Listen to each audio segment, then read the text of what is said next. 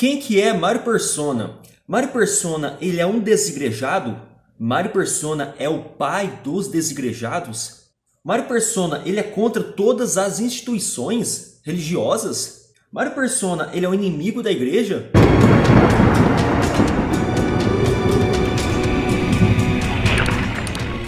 Bom, pessoal, quem está acostumado a assistir os vídeos do Clica Aqui Não no YouTube já percebeu que nós não ficamos tratando aí de pessoas, né? Nós tratamos de maneira em geral das seitas, das igrejas, das doutrinas, argumento baseado em cima das doutrinas dessas denominações e instituições religiosas, e a gente analisa, faz as nossas críticas, apresentamos aí as falsas doutrinas. E temos então feito a refutação, mostrando ali o que é doutrina bíblica, né, sadia, em contraste com essas falsas doutrinas, é claro.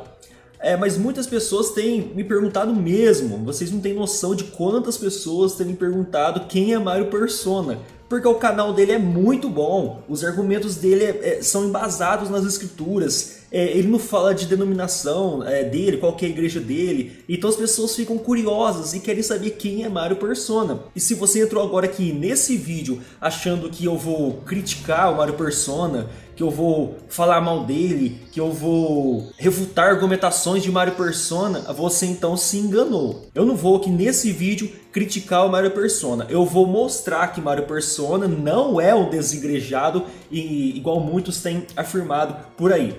E como eu disse, né, várias vezes as pessoas têm me perguntado quem é Mário Persona ou já afirmado. Ele é o pai do movimento dos desigrejados. Inclusive, até um vídeo de Augusto Nicodemos, ele não falou sobre Mário Persona, mas tratou o movimento onde Mário Persona se inicia, né, que é por volta de 1800, ele trata esse movimento como o movimento dos desigrejados, mas isso não é a verdade. O movimento é a igreja, é um movimento mesmo de igreja, pessoas que congregam. Em particular, eu vou responder também essa mensagem a Isaías Chagas. Eu estou fazendo esse vídeo porque ele me enviou uma pergunta com vários questionamentos lá no Facebook. Eu estou usando o celular para gravar e a pergunta está aí no celular. Mas é mais ou menos o que é darbismo, qual que é a relação com darbismo, se ele é desigrejado. As perguntas são normalmente nesse sentido. Então, abraço Isaías Chagas. Eu vou tentar resumir nesse vídeo aqui quem é Mário Persona, sem enrolar muito, não vou colocar a vinheta, vai ser um vídeo apenas para responder essa questão. E também, por que eu vou tratar sobre o Mário Persona? Porque eu tenho lido os materiais sobre esse movimento já faz um bom tempo, e eu vou fazer um vídeo específico sobre esse determinado movimento. Então eu vou fazer um vídeo tratando sobre a história desse movimento, como surgiu, vou colocar as datas, eu vou mostrar os livros, né, os livros que eu tenho, onde trata sobre esse movimento.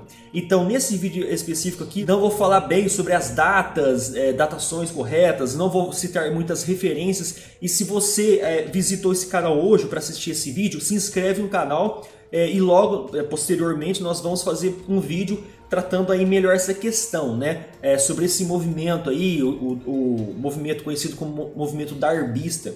Não vamos tratar especificamente sobre ele, mas sobre a divisão, né, as ramificações que se tornaram aí desse movimento, e é bem interessante. Se você não é inscrito no canal, se inscreve no canal para você acompanhar então vídeos posteriores. Mas e aí, quem que é Mário Persona?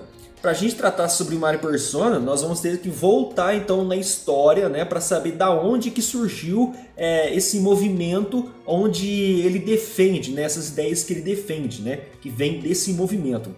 E como eu disse, não estou aqui para criticar nem falar mal dele. Se você vir aqui achando que eu ia criticar, não vai ser esse vídeo não, tá? Então pode, se você achou que eu ia criticar, você pode então sair do vídeo, né? Que não vai ser nesse vídeo aqui. Mas se você quer um esclarecimento se ele é desigrejado ou se ele faz parte de uma igreja, então talvez esse vídeo aqui vai te auxiliar sim.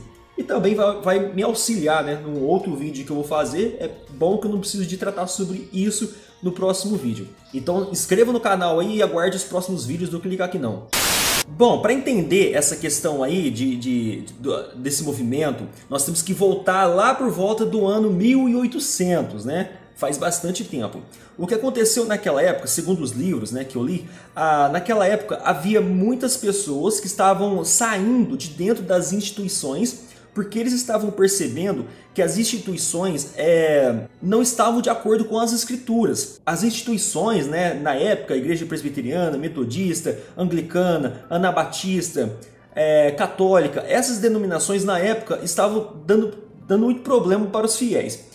Muitos pastores estavam ganhando não um salário, mas dois. Havia na época pastores, líderes religiosos estavam lendo nas escrituras, né, profecias, estavam interpretando aquelas profecias de forma errônea, né? Na época eles entendiam isso.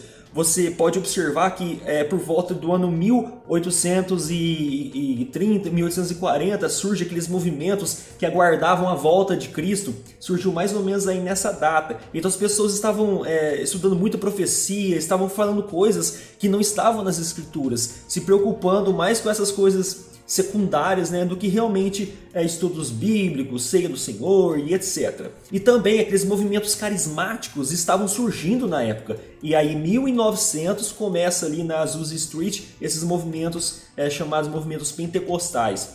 Então esses irmãos, eles entendiam que as igrejas já fugiu totalmente do padrão bíblico. Na ideia deles, a igreja é todo o conjunto, todos os membros formam a igreja, todos eles têm a mesma influência ou mesmo respeito, todos eles têm dons, todos os membros podem ser úteis para o reino de Deus, não somente os pastores. Porque basicamente na época eles olhavam a igreja anglicana ou a igreja católica, era um sacerdote e os membros sentavam nas cadeiras e ficavam vendo o sacerdote falar alguma coisa. Os membros não tinham voz ativa, os membros não podiam ter ministério, os membros não faziam nada. Então muitas pessoas saíram dessas denominações com o intuito, com a vontade, né, de poder congregar dentro das próprias casas. Então eles congregavam em casa, congregavam onde tivesse alguns irmãos ali para poder abrir a palavra de Deus. E também muitos já começaram até a tomar ceia dentro das suas próprias casas. Não era como muitos desigrejados que ficam na internet atacando as igrejas. Aliás, o Mário Persona, ele diz que não tem como ser desigrejado, porque como que você desigreja a igreja? Então deixa eu só explicar uma coisa aqui. Esse termo desigrejado é um termo pejorativo que ele é dado a essas pessoas que são contra denominações. Eles atacam as instituições, eles dizem que é Babilônia, ou dizem que é tudo do conceito católico, do conceito papal. Muitos deles dizem que o nome de Jesus, o nome de Deus está errado, que é Deus cavalo, ou Zeus, o nome é Yoshua ou Yehoshua, sabe? Muitos atacam o dízimo, atacam todo líder eclesiástico.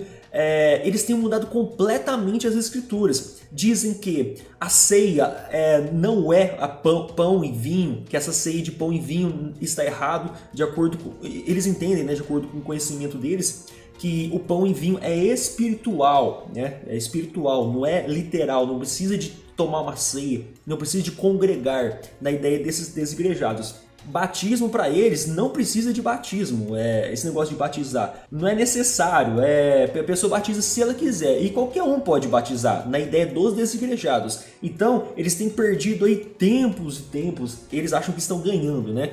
Ficando na internet atacando essas pessoas que estão dentro das instituições, dentro das denominações. Então esse é os desigrejados. Mas aquelas pessoas que estão em casa, em busca de uma igreja, não atacam as denominações, só tem divergência, né, de ideias em relação a algumas instituições. Então muitas pessoas não congregam, não é porque eles são contra as instituições, eles não congregam porque não acharam uma denominação que ele vê que é bíblica. Então essas pessoas ficam em casa, mas não são aquele exército de pessoas contra denominações. Os desigrejados é um termo pejorativo, né, dado àqueles que atacam as denominações, querem acabar com as denominações e ficam felizes em acabar com essas denominações. Agora, voltando a 1800, né, voltando esse período, esse movimento não queria destruir as denominações. Eles queriam simplesmente o direito de os irmãos, simplesmente em nome do Senhor Jesus Cristo, se unir para poder ler a palavra de Deus, sem aquele sacerdote, aquela visão teológica, né? Calvinista, arminiano, luterano que tinha na época, né? Ou romana. Então eles queriam simplesmente juntar a igreja em círculo ali, né, sentado nas cadeirinhas, ler as escrituras, poder entoar louvores, né, hinos, sem necessidade até de instrumento, e ter essa liberdade cristã, que é poder congregar unicamente em nome do Senhor Jesus Cristo. Ué, é o direito deles, eles têm o direito de fazer isso e você também tem seu direito de fazer isso. Ninguém obriga ninguém a ficar dentro de uma igreja. A Bíblia não fala que você é obrigado a ficar numa igreja com uma placa. Eles tinham esse direito. E é muito lindo, né, como surgiu esse movimento.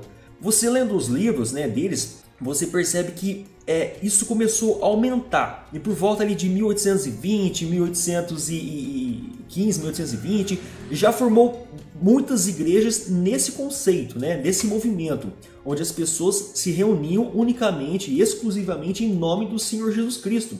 Não tinha lá um pastor líder. Pastor é quem pastoreava. Os próprios membros eram pastores. Eles também colocavam ali pessoas para poder organizar as questões da igreja, né?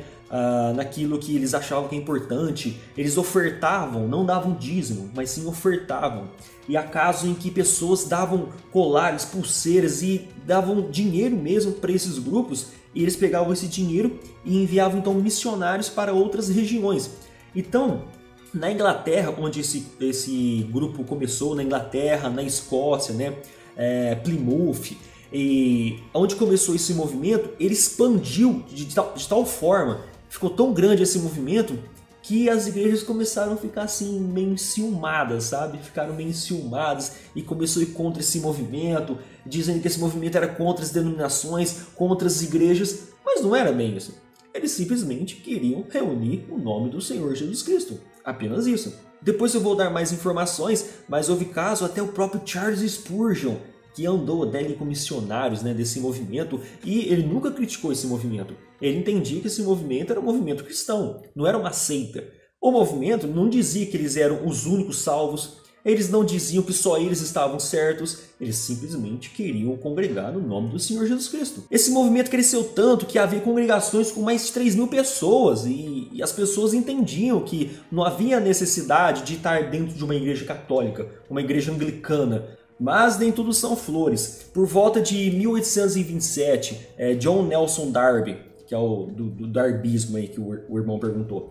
O Darby, ele era uma pessoa muito usada por Deus, uma pessoa muito estudiosa, muito sincera naquilo que ele cria, porém, ele tinha algumas ideias assim, um pouquinho sectárias, sabe? É porque ele tinha um entendimento, ele acreditava que aquilo era bíblico, ele não conseguia aceitar ideias contrárias. Darby tinha até um amigo que é o chamado Newton. Esse Newton começou a ensinar, né, nesses estudos evangelísticos, ele começou a ensinar algumas coisas em que Darby não concordou.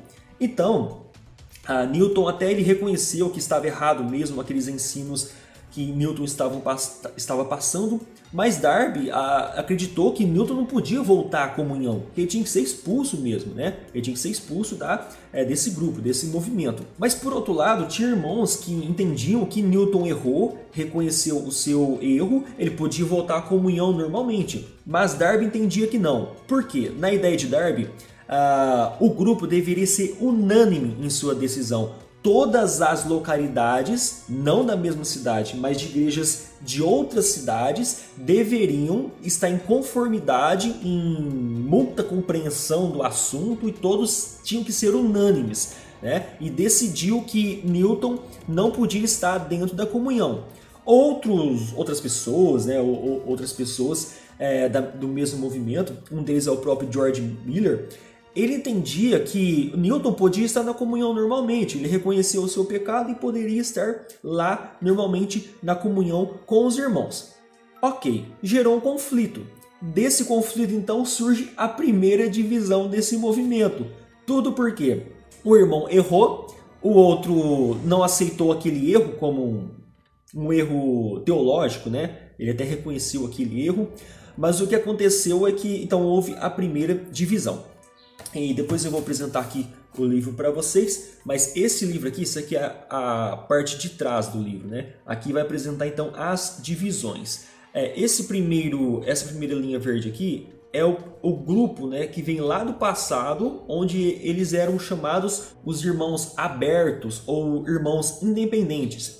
Esses irmãos, eles entendiam que cada igreja, cada denominação respondia por si mesma.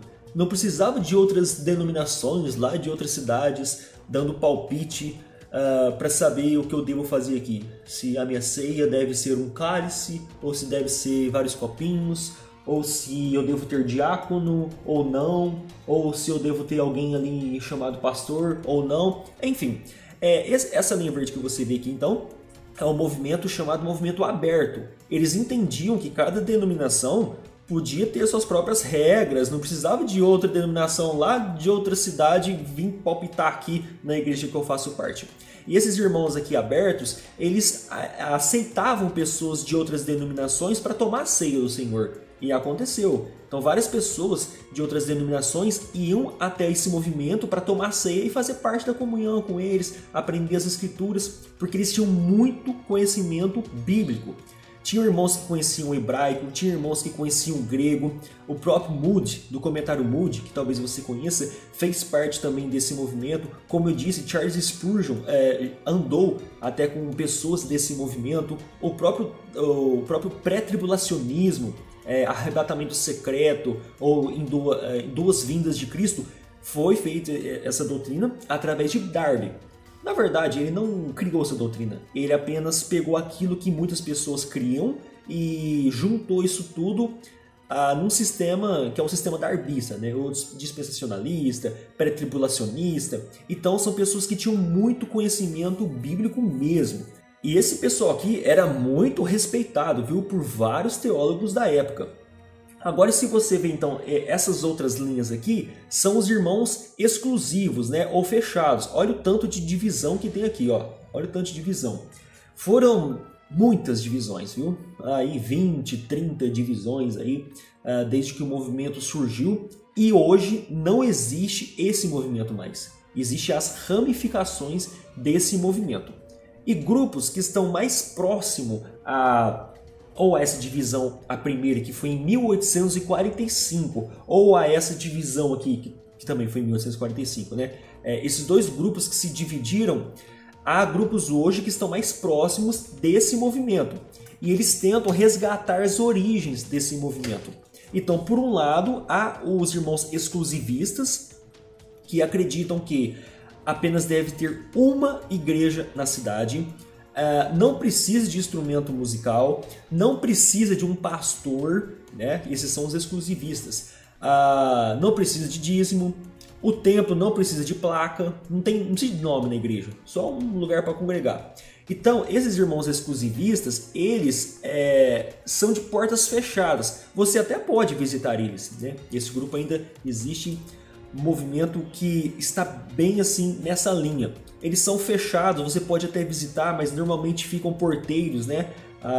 Ficam de olho para saber quem que vai entrar, sabe? E não aceitam qualquer um em sua ceia.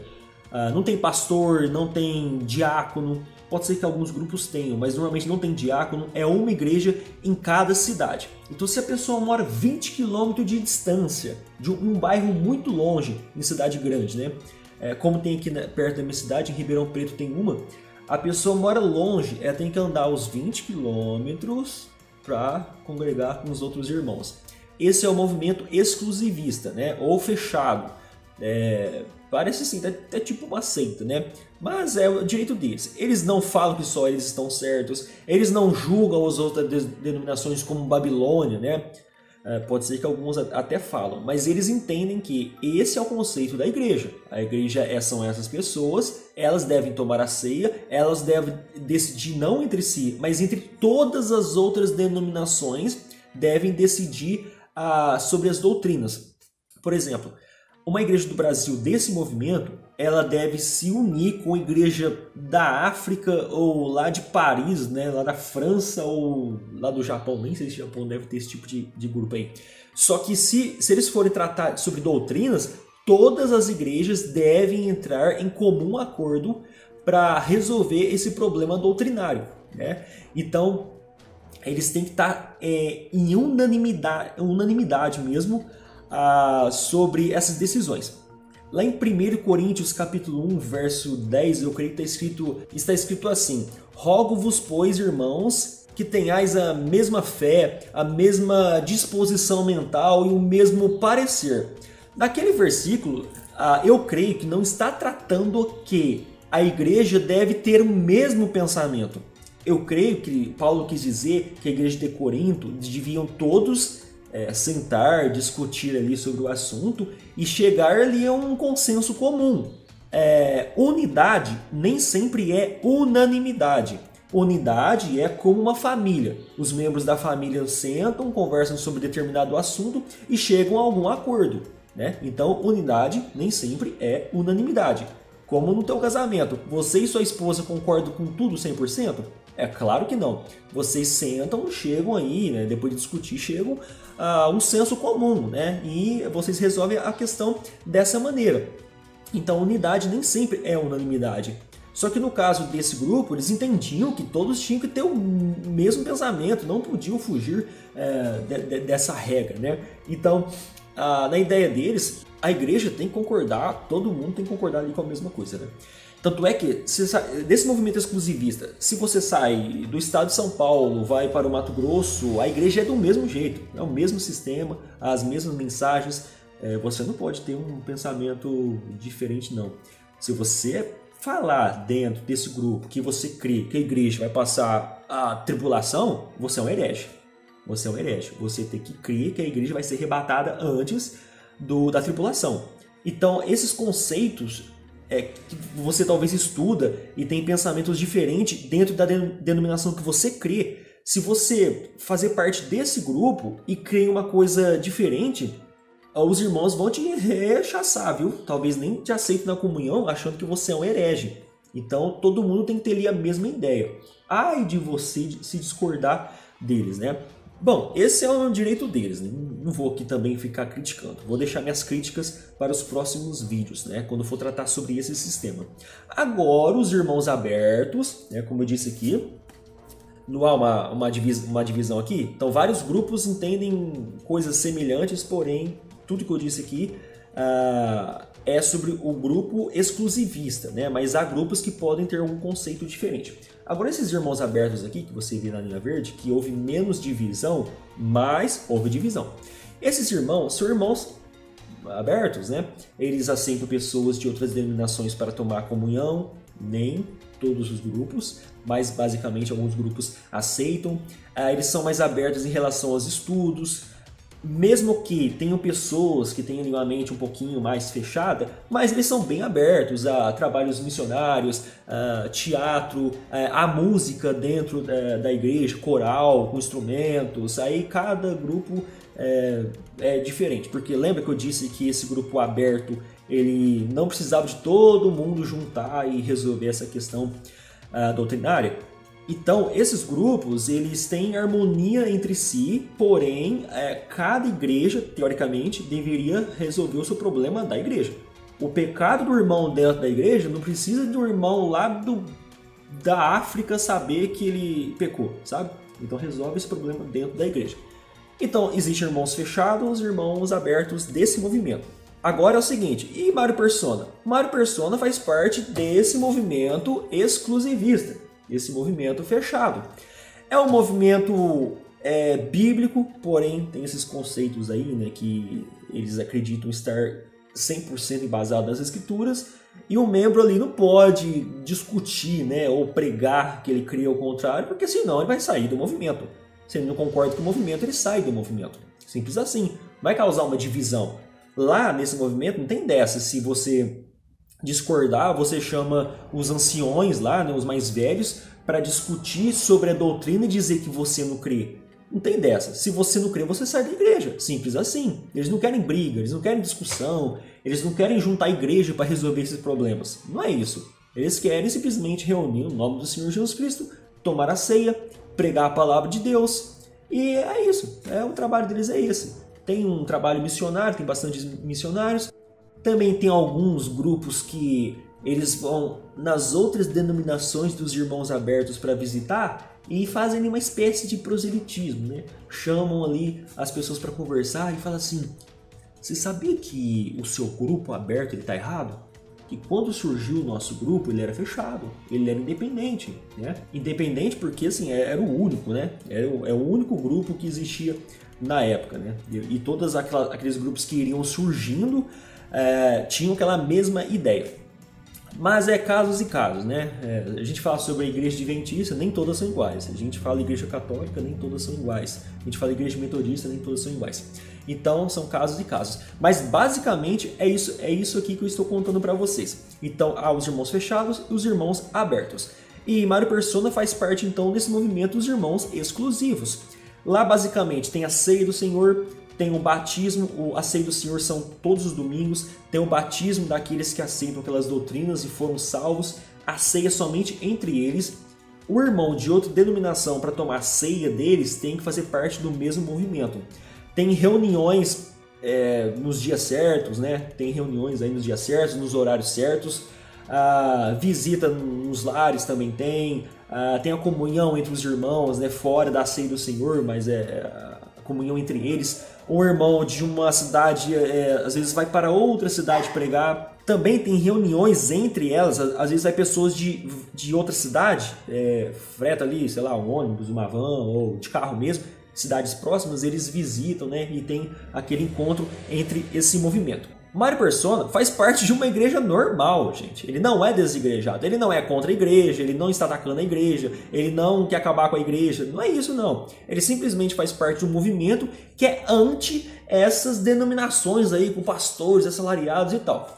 E agora vem assim o que eu penso em relação a isso. Eu concordo muita coisa com o Mário Persona, sim. Eu creio que a igreja afastou totalmente do conceito bíblico, eu creio. Eu creio que essas igrejas gigantes, mega igreja, eu não creio que aquilo é igreja. Aquele templo gigantesco com 500, 600 pessoas, as pessoas nem sabem quem que são elas. Ela entra na igreja e nem conhece o seu irmão. Ela senta do lado do banco, nem sabe quem que é o irmão que está do lado dela. Eu creio que isso não é bíblico, não. Na minha ideia, eu tenho o direito de ter um entendimento próprio, né, sobre alguns assuntos, né? Na minha ideia, eu acredito que a igreja ela tem que ser menor. Quanto menor a igreja, mais próximo dos seus irmãos você é. Então esse é o meu conceito de igreja. E eu concordo em muita coisa que Mário Persona diz, sim. Mas eu não creio que todas as denominações com pastor tá tudo perdido. Eu não creio nisso não. Eu creio que tem igrejas que fazem a diferença, sim. Tem igrejas com trabalhos muito bons mesmo, enviando missionários, ajudando pessoas necessitadas, montando creches, orfanatos, enfim, eu creio sim. Eu tenho um pensamento bem próximo com o que o Mário Persona ele pensa. Eu creio em muita coisa que ele crê. Talvez divergência ali em escatologia e outros conceitos também, mas eu não creio que as outras denominações estão todas perdidas, que pode sair da sua igreja e começa a reunir em casa. Por quê? Nesse tempo que eu estou estudando apologética, eu conheci várias pessoas que saíram de suas denominações e não conseguem congregar em casa, sozinho. Começa ele, a pessoa, a sua esposa, os seus filhos, depois chamam outro para participar e logo eles têm reuniões periódicas, né, tudo certinho como uma igreja. Não são todas as pessoas que têm a capacidade para isso. Então, você dizer para a pessoa sair da igreja dela para congregar em casa, ela vai chegar em casa e muitas vezes vai ficar sem fazer nada. Às vezes ela não tem dom para isso. Ela não tem, ela precisa de uma pessoa para ajudar. Por isso que precisa, às vezes, de uma pessoa com liderança, né? Um mestre, né? Uma pessoa que tem essa capacidade mesmo. Então, eu não vou ficar te falando para você sair da igreja e ficar em casa, porque pode ser que eu cometa, né, um erro e dou um tiro no pé. Eu tiro você da sua igreja. que tava até útil, né? Você talvez estava útil na sua igreja, fazendo alguma coisa de bom, para você ir para casa e às vezes não fazer nada.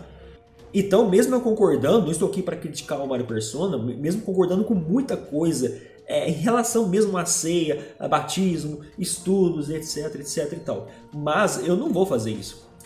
Esse canal aqui de apologética, ele trata sobre as seitas, né, heresias, mas ele não é um canal em que quer te tirar você da igreja. É simplesmente para você abrir sua mente, entender o que é certo e o que está errado. Se tem coisas erradas na tua denominação, mas você entende que é uma denominação ainda bíblica, parece até contraditório, né? Mas todas as denominações têm problemas de doutrinas, todas elas, até a do Mário Persona. Então, se você entende que tem alguns erros ali teológicos, não vai sair só por causa disso. Você vai sair se aquelas doutrinas primárias, doutrinas principais, forem totalmente contra as escrituras. Se você tem um profeta que também tem valor canônico, sai daí. Se você não tem a Bíblia como a única regra de fé, sai daí. Se você crê que tem que ter muitas obras para ser salvo, sai daí. E tantas outras coisas que nós dizemos aqui nesses vídeos. Mas se são somente alguns detalhes, né, que você não concorda, pode permanecer normalmente na tua igreja. Continua assistindo o canal. Vai orando a Deus. Se você entender que a tua igreja não está em conformidade com as escrituras e não dá de forma nenhuma para congregar nessa igreja tua aí que você está congregando atualmente, então você vai ter que sair. Se não tiver como congregar, porque é uma igreja herética, pode sair. Aí você tem a opção de reunir em casa, porque eu não sou contra pessoas que reúnem em casa, não sou. Se ela estiver reunindo, reunião periódica, tudo em conformidade com as escrituras, pode reunir. Mas eu também não posso falar para você ficar sem fazer nada em casa, achando, né, na minha imaginação que você vai abrir um grupo religioso aí dentro da tua casa. Muitas pessoas não têm condições alguma, não têm estrutura financeira, estrutura de uma casa, psicológica ou teológica para poder aderir aí a esse movimento.